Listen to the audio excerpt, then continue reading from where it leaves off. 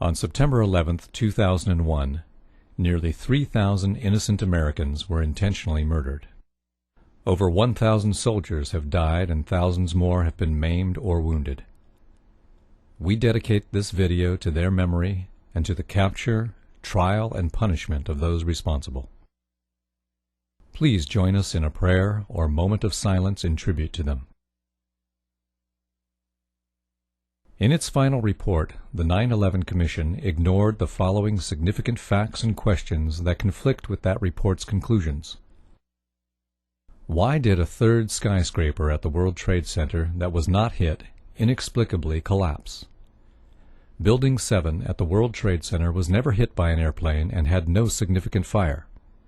It was 47 stories high. It was constructed of steel. Yet at 5:30 p.m. it fell perfectly straight down into a small pile of rubble, just like a controlled demolition. Why did the Federal Emergency Management Agency lament that the specifics of the fires in World Trade Center 7 and how they caused the building to collapse remain unknown? Larry Silverstein, the leaseholder of Building 7 who collected insurance of $7 billion, is on tape saying he ordered the New York Fire Department to pull it, to destroy the building with explosives. In October of 2001, Scientific American told us that they just don't build them as tough as the World Trade Center. Considering that Meridian Plaza in Philadelphia burned fiercely for 19 hours yet never collapsed, how could the South Tower at the World Trade Center fall after burning less than 1 hour? How could the North Tower fall after burning only for 2? How could the jet fuel have caused the collapse when the Federal Emergency Management and other government agencies have stated that most of the jet fuel was gone in the initial fireball? Moreover, how could the fires have caused the collapse at all, since recent fire tests by Cardington found that a steel building survived fires in experiments with extreme temperatures beyond the range possible with jet fuel? Since the black smoke coming from the buildings means that the fire was oxygen-starved and could not have reached its maximum temperature of 1800 degrees Fahrenheit, and steel melts at a much higher temperature of 2500 degrees Fahrenheit, nearly 700 degrees hotter than the maximum temperature of the fire, how could cleanup crews have found melted steel in the basements? How could, days later, NASA satellite images show hot spots in the buildings that still exceeded the maximum temperatures possible? Explosives like C4, however, create temperatures of 3000 degrees Fahrenheit, which easily melt steel. Why did Fire Engineering magazine tell us that no steel building has ever been destroyed by fire, that the World Trade Center investigation was a half-baked farce?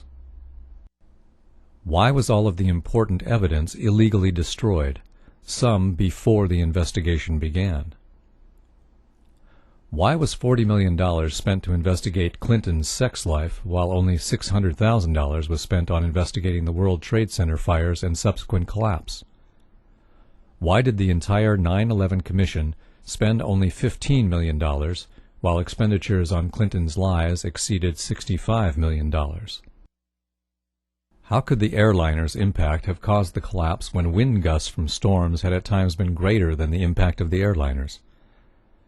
Neither tower was bent, nor did they creak or groan at any time. Firefighters said they seemed sound and reported that there were no fires they couldn't control. How could the building collapse at the maximum speed of gravity?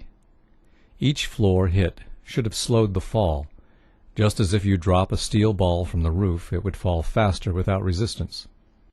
This couldn't have happened without explosives placed inside the structure. How could the concrete encased in a steel-framed pan with 2 layers of carpet over it, riveted inside columns of steel beams, welded together in a network with steel bands, be pulverized? How could steel beams and clouds of finely pulverized concrete come shooting out of the buildings at hundreds of miles an hour, traveling all the way to New Jersey? This is only possible with explosives. The buildings fell rapidly, according to the 9/11 Commission, because the bolts, rivets, and steel framework were weakened by the fire. If so, Then how could the concrete be pulverized and ejected at high speed, since the force to do that is greater than the force needed to shear the weakened steel, bolts, and rivets? How could the twin towers fall straight down when the damage and resulting fires were only to one corner, two sides? Only the tops of the twin towers should have fallen, and they should have fallen over, not straight down. In fact, the top of one tower did fall over onto Building 4, so there was no building weight to crush the floors below. So what caused the collapse of those floors? How could a hijacker find and hit the Pentagon whose flight instructor said, "I'm still to this day amazed that he could have flown into the Pentagon. He could not fly at all"? How could a pilot this bad have the flight controllers comment, "The steep turn was so smooth, it's clear there was no fight for control going on"? The complex maneuver suggests the hijackers had better flying skills than many investigators first believed. Why did NORAD fail to stop the attackers 4 times on September 11, 2001? 3 times after they knew the planes were hijacked and intent on mass murder. How could this happen when NORAD had successfully intercepted off-course and suspected hijackings 67 times during the year prior to 9/11, according to the Associated Press on August 13, 2002? Why did Condoleezza Rice lie that the U.S. had no idea that terrorists would use hijacked airliners when Richard Cheney was commanding war games on 9/11, chasing phantom hijacked aircraft? Why were our Air Force planes diverted from intercepting the real hijacked airplanes? Isn't it too much of a coincidence that the 4 hijacked aircraft had only 20% of their seats filled, while all other transcontinental flights that day had 70 to 90% of their seats occupied? Why did the New York Times not publish the results of a Zogby poll which showed that 66% of New Yorkers want the 9/11 investigation reopened? This poll also found that 49% thought that VIPs in the government knew ahead of time and let it happen. Thus, the final report does or will not answer many important questions and has many inaccuracies.